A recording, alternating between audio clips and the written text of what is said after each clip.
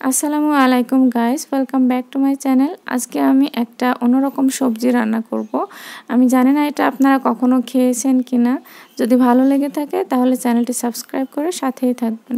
এই সবজিটাকে আমরা বলি দুধ কচু, অনেকেই বলে দোস্তল। আপনাদের এলাকায় যে নামে ডেকে থাকুক না কেন, এটা খাইতে কিন্তু সত্যি অনেক মজা। তো এগুলোকে আমি সুন্দরভাবে কেটে নিয়েছি। যেগুলো বড় বড় সেগুলো একটু মাঝখান থেকে চিড়ে কেটে নিয়েছি। তো এটা রান্না করার জন্য আমার একটু চিংড়ি মাছের প্রয়োজন হবে।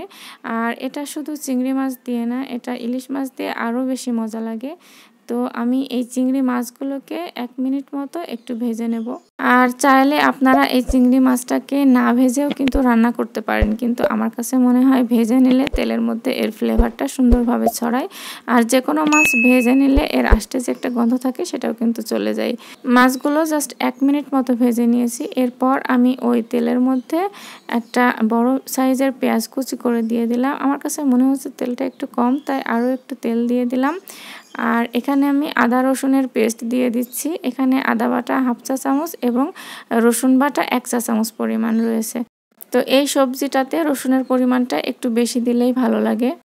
তো আদা রসুনের পেস্টটা আমি একটুখানি নেড়ে নেব। তারপর আমি এখানে দিয়ে দিচ্ছি 1 চা চামচ জিরা বাটা এবং কিছু কাঁচামরিচ বাটা, এবং সেই সাথে একটা মিডিয়াম সাইজের পেঁয়াজও বেটে নিয়েছি। আসলে আমি বাটা মশলায় রান্না করতে পছন্দ করি, তো আপনারা চাইলে এখানে জিরা গুঁড়িও ব্যবহার করতে পারেন।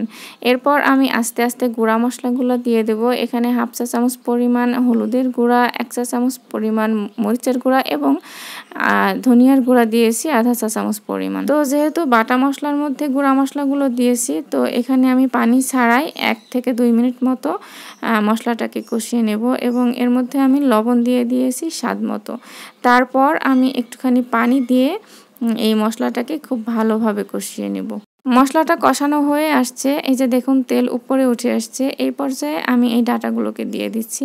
তো যেহেতু এগুলো আমার দেশের বাড়ি থেকে পাঠিয়েছে, এগুলো হচ্ছে খুবই ভালো, তো এগুলোকে আমি আর এক্সট্রাভাবে ভাপ দিয়ে নিইনি।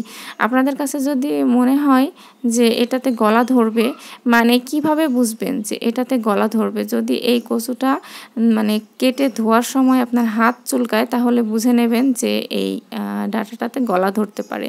তাহলে সেক্ষেত্রে আপনি এই ডাঁটাগুলোকে জাস্ট ফুটন্ত পানির মধ্যে দিয়ে মাত্র 2 মিনিট ভাপ দিয়ে তারপর পানি ঝরিয়ে নেবেন। তারপরে দেখবেন আর গলা ধরবে না। তো যাই হোক, এই ডাঁটাগুলো দেওয়ার পর আমি চিংড়ি মাছগুলোকেও দিয়ে দিয়েছি। আর সেই সাথে একটা মিডিয়াম সাইজের আলু এরকম জুলিয়ান কাট করে দিয়ে দিয়েছি। আলুটা অপশনাল, আমি এই মধ্যে আলু খেতে পছন্দ করি তাই দিয়েছি, আপনারা চাইলে স্কিপ করতে পারেন। এই ডাঁটাগুলোকে দেখে মনে হচ্ছে আসলে অনেক বেশি, কিন্তু না, এগুলো পানি ছেড়ে দিয়ে একেবারেই পরিমাণে কমে যাবে। আর এই যে দেখুন পানি ছেড়ে দিয়েছে অলরেডি প্রায় 8 থেকে 10 মিনিট পর। এই যে দেখুন কত পানি ছেড়ে দিয়েছে।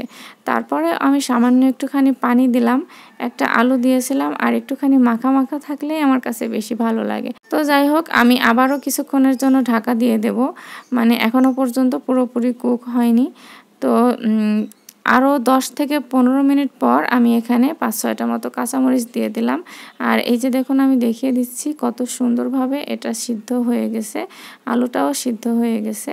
তো জাস্ট 5 মিনিট পর আমি চুলাটাকে বন্ধ করে দিব। ইলিশ মাছ দিয়ে রান্নার ক্ষেত্রেও প্রসেসিং একই, কেবলমাত্র এই তরকারিটা ফুটে ওঠার পর তারপর মাছগুলোকে এর সাথে অ্যাড করতে হবে, তাহলেই হয়ে যাবে।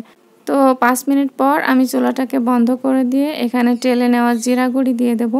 তো আনএক্সপেক্টেডলি এই অংশটুকু আসলে স্কিপ হয়ে গিয়েছে। যাই হোক, আমার রান্নাটা কিন্তু হয়ে গেছে। আপনাদের কাছে কেমন লেগেছে অবশ্যই কমেন্ট করে জানাবেন। আর যদি ভালো লাগে তাহলে চ্যানেলটি সাবস্ক্রাইব করে সাথেই থাকবেন। আবারও দেখা হবে নতুন কোনো ভিডিওতে। টিল দেন, আল্লাহ হাফেজ।